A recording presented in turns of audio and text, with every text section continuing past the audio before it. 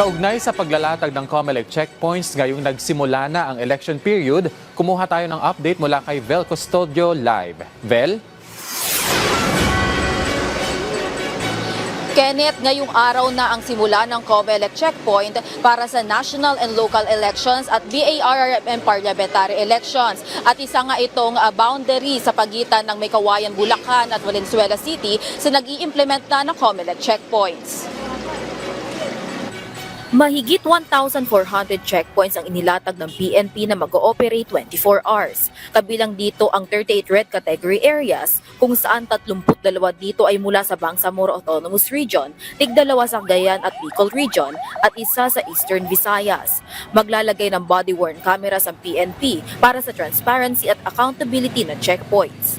4 na ang nahulihan ng barilas sa Region 3, 6, 12 at BARMM na lumalabas sa COMELEC gun ban base sa huling tala ng PNP ngayong araw. Ayon sa Commission on Elections, maging ang mga opisyal ng pamahalaan ay hindi papalampasin sa checkpoint. Kailangan magpakita muna ng Certificate of Exemption na aprobado ng COMELEC. Kapag halimbawa wala kayong exemption mula sa Commission on Elections, tapos ang daladalan nyo lang ay ang lisensya o ang permit to carry firearms outside of residence, kayo ay pwedeng makasuhan ng COMELEC ng election offense.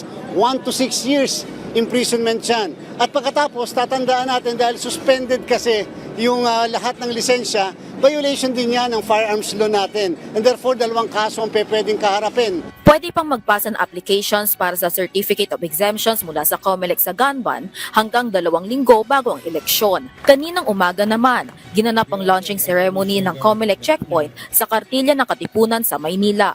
Pinangunahan ni COMELEC Chairperson George Erwin Garcia at PNP Chief Police General Romel Francisco Marbil ang launching ng checkpoints.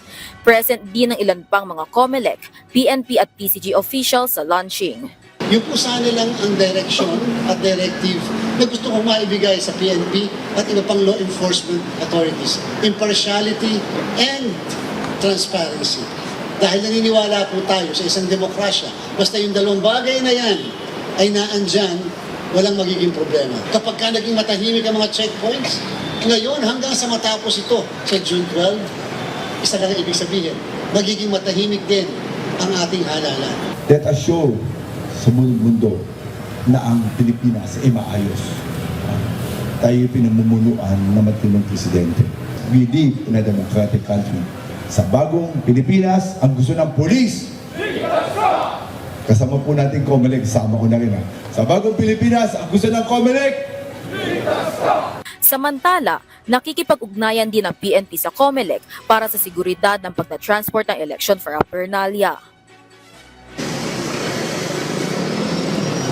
Kenneth, para naman sa proseso ng checkpoint, ayon sa PNP, meron na daw pulis sa magbabantay bago pa man makarating sa checkpoint para sumenyas na mag-slow down na ang mga sasakyan. Pagdating naman sa checkpoint ay kailangan nakabukas na ang mga bintana ng sasakyan at nakabukas rin ang ilaw sa loob ng sasakyan. Limitado lamang ito sa visual inspections, kaya hanggat maaari daw ayon sa PNP ay wag na humantong sa sapilitan na inspeksyon maliban na lamang kung may makikita silang kahina-hinala. Balik sa iyo, Kenneth. Maraming salamat, Vel Custodio.